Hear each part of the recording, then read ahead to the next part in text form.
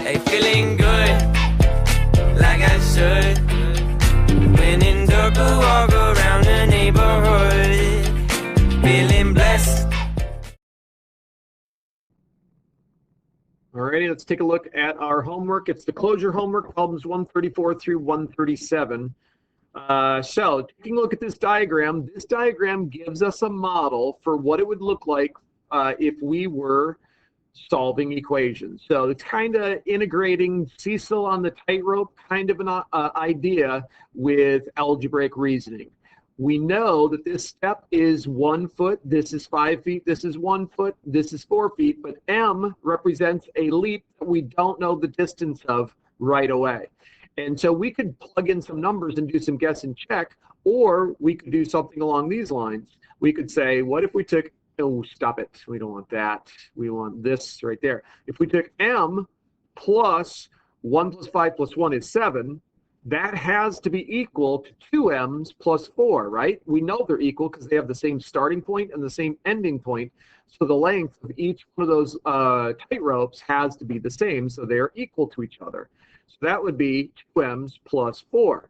So if I were to remove an m from each side, then that would rewrite this as m plus 4 is going to be equal to, actually, let me reverse that. Let me keep the 1 from the top. So you would have the 7 on this side would be equal to 1m plus 4. And the mathematical move that we just did there was the removal of balanced sets. I just took away 1m from each side, which canceled that guy out, leaving me just with the 7. Now, if I decide I want to take away 4 from the top and this 4 from the bottom, I could take away that 4, and I could take away 4 of these 5 to make that just 1, which means I am basically removing 4 from each side, which makes this equal to 3, and m is all by itself on the right. So this gives us the solution. We know that the length of m, if we were to take what was left over here, we took away 4, and then move this guy over, they would have 1, 2, 3 inside this section right there. So algebraic reasoning, each one of these unknown leaps has to be equal to 3 feet, because 3 plus 1 plus 5 plus 1 equals 10, and 3 plus 3 plus 4 is equal to 10. So that answers part B. How long is the tightrope? It's 10 feet. So write expressions to represent each of her 2 sequences across the tightrope. Well, the one on the top, that was your m plus 7, and the one on the bottom was your 2m plus 4.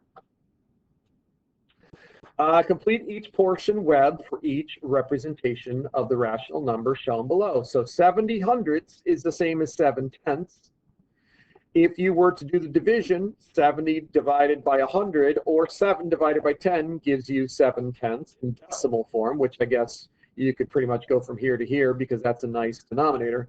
And then 70 hundredths by definition is the same as 70%. 118%, you could have written this as 118 over 100, but then you'd want to simplify that down to 59 over 50. So if you wrote that as 59 over 50 instead of 1 and 9/50, I would have been okay with it, but I think it's sometimes better to write this as a mixed number, because here you can see that your decimal number is going to be the same as this mixed number, 1 and 18 hundredths. It's a lot easier to figure out the decimal number if you write your fractional mixed number this way first before simplifying it into either of those 2 forms. And then 118 over 100, by definition, is 118%, but that was the one that we started with, so we didn't have to figure that out. This is 85 thousandths. So 85 thousandths, once you simplify it, I think they have 5 in common. So 85 divided by 5 is going to be 17, and 1,000 divided by 5 is 200. And since 17 is a prime number, I think that's where you've got to stop. Keeping it as a decimal, well, that's right here. And then if we want to rewrite this as a percent, we would have to divide the top and the bottom by 10 because we want to change the 1,000 so that it's equal to 100. So we would have to take 1,000 divided by 10 gives you 100, and 85 divided by 10 is 8.5, so that by definition is 8.5%. And if you look at all of these percents, Remember, you can convert from a decimal number to percent by moving the decimal 2 places to the right. It always works. So in this case, 1.75 is going to be 175% because you move the decimal 2 places to the right. And how do we know that is 1.75? Because this is one entire square, 100 square filled in, and each one of those little squares represents 1% or 1/100th of the total. And in this case, we've got 75 out of the 100. So this was 100 out of the 100 shaded in. That's 75 out of the 100. So we got 1 and 75 hundredths, which is 1 3/4, 175%. Without using a calculator, find the following products. Well, the word of means to multiply. So 11/4 times 3/7, you're just going to multiply numerator times numerator, denominator times denominator. And this ends up being in simplest form, but you can rewrite it as a mixed number. 5/12 times 2 is really 5/12 times 2/1. So if you want to multiply straight across, you can, or maybe you might recognize that you can do some cross canceling. Eventually, you would write this as 10/12, but that would simplify down to 5/6. Multiplying 2 times 416 gives you 832, but you've got 1, 2, 3 decimal places.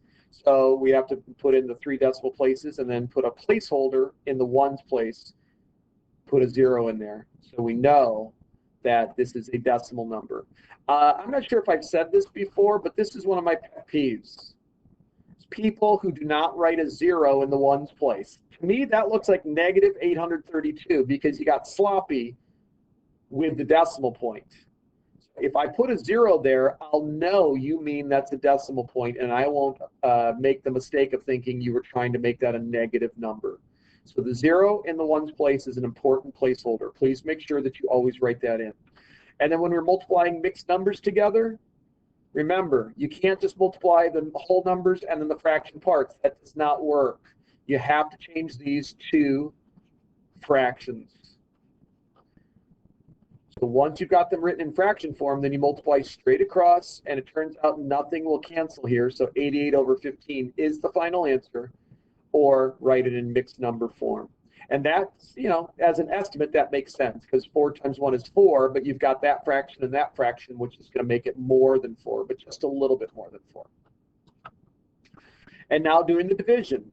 Okay, it says don't use a calculator, so you need to be able to do the division algorithms for, well, I guess just for that one. Although some students might actually change these to fractions. I think that's a good idea. We often change fractions to decimal numbers and use our calculators, but that's never a good idea when you've got repeating decimals. It's just going to mess things up. Fractions are much cleaner to work with.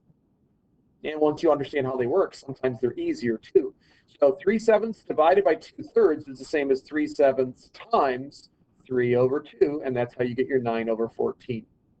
Here, I'm going to write this as 12/10 instead of saying 1 2/10 because I want it to be in fraction form. And then we're going to multiply that times the reciprocal of 4/100. So I'm going to write that as 100/4 because that's the reciprocal. So how many of these can you fit into there? A lot. Let's see what we get here. We end up getting 1,200 divided by 40.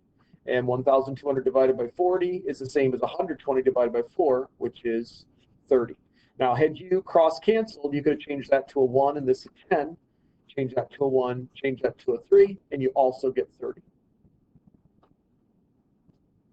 8 2/3 divided by 4.5, well, that's 24, 25, 26/3. And then what is that? 8 9/2, so we'll change that to 2/9. Can we cross cancel anything? I don't think so. You end up with 52/27, which is the same as 1 and 25/27. And then this guy, if you really want to use decimal numbers, you probably could because 3/5 terminates. So you could do 5.4 divided by 0.6 and then try and figure out how many of those you fit into there. And that's not too bad to figure that out. Or change that to 54/10, which is the same as 5 4/10, and then multiply that times the reciprocal. And I'm going to change that to a 1 and change that to a 2. So you end up with 54 over 6, which is equal to 9. And I believe that ends it. That's the last problem. All right. So we are on our way to completing a chapter test. Let's move on to the next activity. Take care. Bye. Hey, feeling good, like I should.